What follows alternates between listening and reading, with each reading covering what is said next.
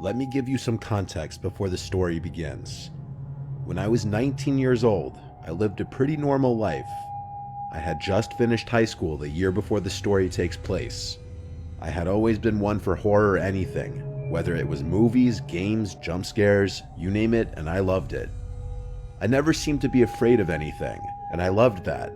It allowed me to go and do things that made me appear tough for the girls who I was interested in at the time or who were interested in me. I thought of it almost like a superpower. My friend had always talked about this REM-induced real-life nightmare called sleep paralysis. I, however, had never experienced such a thing. My friend Megan suffered from extreme lucid dreaming.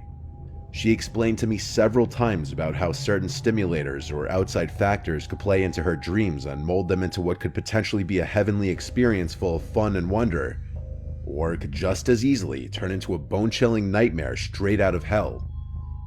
Being the light sleeper I am, I saw no chance of it occurring, so I kind of just let it go right over my head. One night, Megan texted me and asked me to come over as she had just suffered another so-called evil experience due to her sleep condition. When I arrived, I found her asleep again, seemingly peacefully. I took a seat on her stool that she had for her makeup dresser right by the window and started playing a game on my phone. 30 minutes or so went by, and I figured she was peacefully asleep and it would probably be okay for me to leave as long as I let her know that I stopped by as she requested. But suddenly, Megan awoke and started screaming.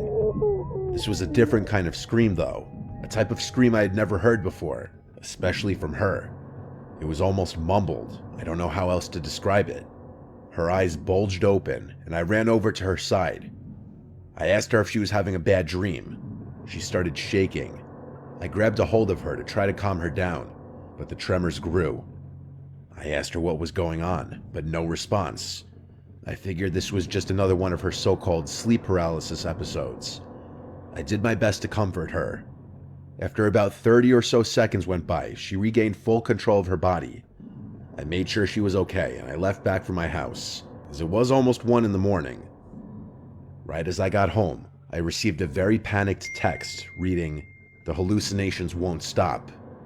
I asked her to clarify what she meant, but no response. After about 30 minutes went by, I took it upon myself to head back over to her place. When I arrived, I noticed the illumination of red and blue covering her front porch and the surrounding road signs. I ran up to her house, desperately trying to find out what happened. As I approached the house, I noticed Megan was speaking with one of the officers on the scene. When I went up to talk to her, Megan and the officer walked me over to a more secluded area. What I found out still sends chills up my spine to this day. Apparently when I had went over to Megan's that night, she wasn't asleep at all. She was pretending to be. Evidently right behind me was a tall, skinny, homeless man hiding in her closet. The police had also found a very large kitchen knife on him as well. The theory to this day is Megan thought she was having an episode, when in reality, this very real man was quietly creeping towards her in her bedroom. Supposedly when I had entered her house, it was enough to spook the man into hiding, and my presence was enough to keep him hidden. This gave Megan the time to call 911 and report the situation, which in turn resulted in the police arriving almost immediately after I had left. Thankfully, the man was taken into custody rather quickly.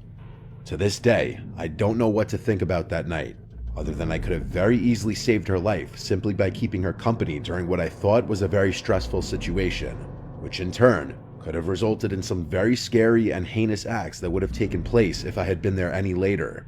I hope I never experienced such a thing. That would be what finally trips my fear factor, without a doubt.